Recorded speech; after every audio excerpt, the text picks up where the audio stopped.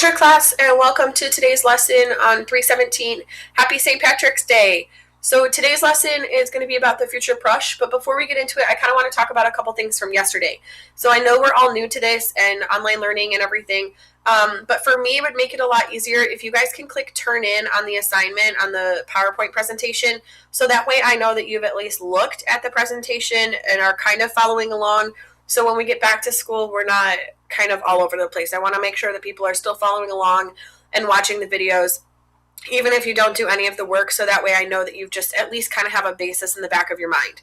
So moving on, we're going to talk about the Futur Proche today. This is a good place to start, so when we start learning new grammar topics, we kind of already have a basis to go off of and some practice with reviewing grammar while learning online. So the Futur Proche in English is the near future. So the near future. And the near future in English is going to. So I'm going to study or I'm going to teach. That's that near future. So when you say, I'm going to go take a nap, that's you saying I'm going to go take a nap in the near future, but in English. So now you have a little bit of a background. So the near future requires two steps. You might remember this from when we learned this a couple years ago. The first step is you have to conjugate the verb aller. And if you don't remember what aller is the verb to go. So we need to conjugate aller in the present tense. So I'm going to draw my little table over here. So if you don't remember how to conjugate aller, now is your quick little review. So in order to say I'm going, we have to say je vais. I'm not going to write out the subject pronouns because I think you guys all know what they are. So we have je vais, tu vas, il, elle, on va, nous allons, vous allez, and ils, elles vont. So now that we have all of our aller written out, I'm going to zoom this in just a tad bit so it makes it a little bit easier for everybody to see. And I'll turn off that light so now you guys can see it pretty clear.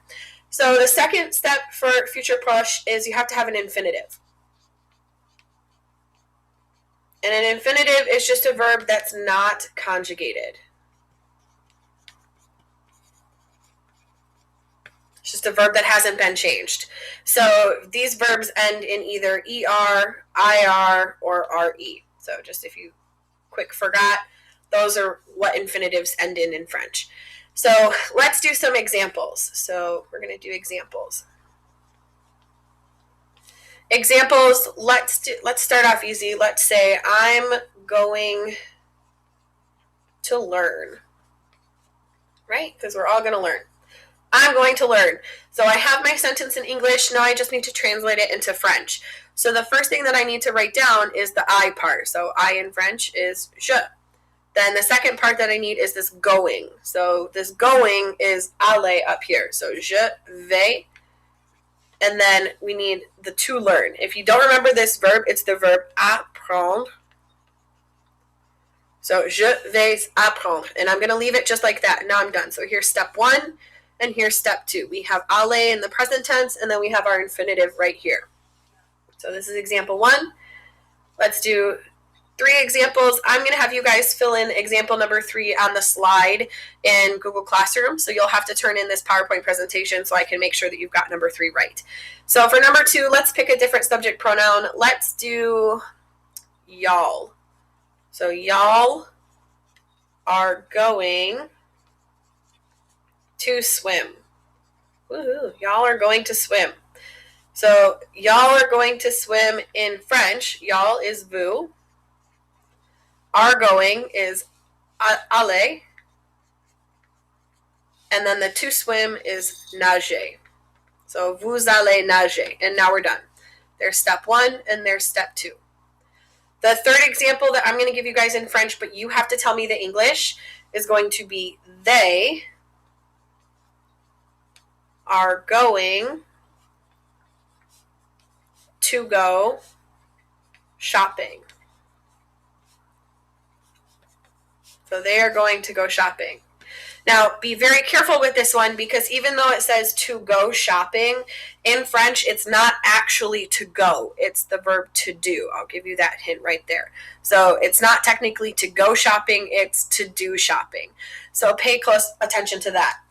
Before I end the video here, I want to talk about what today's lesson looks like. So on the slide presentation, there's a Quasimodo for the verb aller, and then you're obviously watching the video here, and then there's some practice that's coming up next. So the next slide is a practice link for quizzes, so you can click on that link, and it will close at midnight on the 18th. And then the slide after that, I included a video of somebody else teaching about the Futur Proche, as well as an online quiz if you want to check your skills. If you guys have any questions, please feel free to reach out to me either on Remind or Google Classroom, or you have my email. I'm hoping that this is working out quite well. I'm hoping that you guys are staying busy and keeping active. If you have any questions, reach out. Until then, demain.